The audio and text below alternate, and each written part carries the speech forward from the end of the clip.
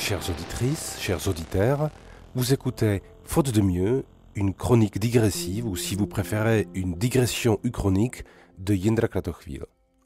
Nous sommes aujourd'hui le mercredi 7 décembre 2022 et j'ai le grand plaisir de souhaiter un très joyeux anniversaire à Blue Marble. The Blue Marble, vous savez, la bille bleue, celle que l'on aperçoit lorsqu'on prend un peu de recul, un peu de hauteur, lorsqu'on fait ce petit effort de se placer à une distance de quelques 45 000 km au-dessus de son niveau de vie habituel. Je parle bien entendu pour moi-même seulement. Car si la planète Terre est âgée de quelques 4,54 milliards d'années, il lui a fallu attendre jusqu'au 7 décembre 1972 pour avoir enfin son portrait photographique. Je vous passe les détails de l'organisation de la prise de vue. Ce n'était pas évident, c'était assez cher, mais au moins il semblerait que ça a valu le coup. Le portrait est réussi. On voit la Terre, pour ainsi dire, sous son plus beau jour, vêtue d'une robe bleue avec une sorte de voile très élégant de nuages. Elle apparaît plutôt seule, solitaire, au milieu de l'espace, et elle apparaît plutôt, franchement, ronde, d'une rondeur convaincante, quasiment indiscutable. Effectivement, on dirait une bille, une boule, une balle, une sphère. Bref, on se dit que si on la mettait par exemple sur une table de cuisine, elle ne tarderait pas à rouler sur la surface pour tomber bientôt par terre. Et donc, en ce jour d'anniversaire de 50 ans de son portrait tout rond, je ne peux m'empêcher d'avoir une pensée toute particulière pour nos concitoyens les platistes, celles et ceux qui refusent de reconnaître la rondeur terrestre et préfèrent affirmer, envers et contre tout, son implacable platitude. Une pensée pour les platistes, puisque cela fait 50 ans qu'ils se promènent avec une sacrée épine dans le pied. Et pas qu'une seule. 2 anomalies grotesques seraient bel et bien présentes sur le cliché pris, soi-disant par la NASA il y a 50 ans. Car la Terre y apparaît non seulement abusivement ronde, mais aussi, et c'est peut-être encore plus choquant, la tête à l'envers. Le pôle sud au-dessus, le pôle nord en dessous, et ça, reconnaissons-le, c'est vraiment ridicule.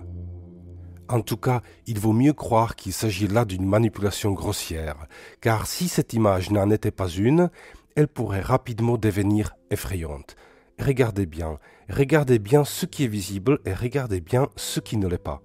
Vous voyez, il manque presque tout. Il manque l'Europe, il manque l'océan Atlantique, il manque le continent des Amériques, bref, il manque une bonne moitié du monde. Hélas, on constate la présence de ce qu'il convient d'appeler une face cachée. Impossible dès lors d'embrasser du regard la totalité du monde.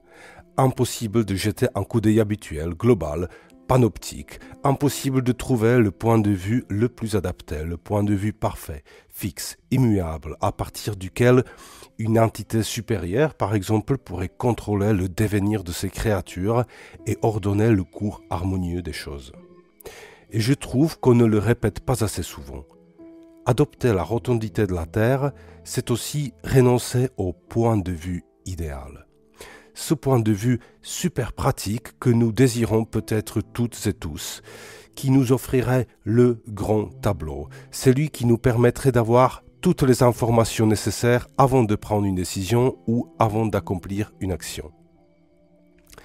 Accepter la rondeur terrestre, cela signifie également, dans le même mouvement, d'accepter la partialité du point de vue, et donc de reconnaître sa part d'ignorance. De même que la nécessité de son déplacement perpétuel. Et oui, avec une Terre ronde, on ne peut pas tout voir en même temps. Certes, du point de vue d'un certain idéal, la Terre ronde n'est pas ce qui se fait de mieux. Un plateau inspiré du Monopoly serait beaucoup plus facile à maîtriser.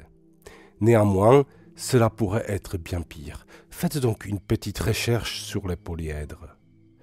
Nous sommes tout à fait en droit de nous dire que, faute de mieux, nous avons au moins une Terre ronde. Enfin, plus exactement, une Terre presque ronde, c'est-à-dire une Terre à tendance vaguement patatoïde. Mais ça, promis, on en parlera encore une autre fois.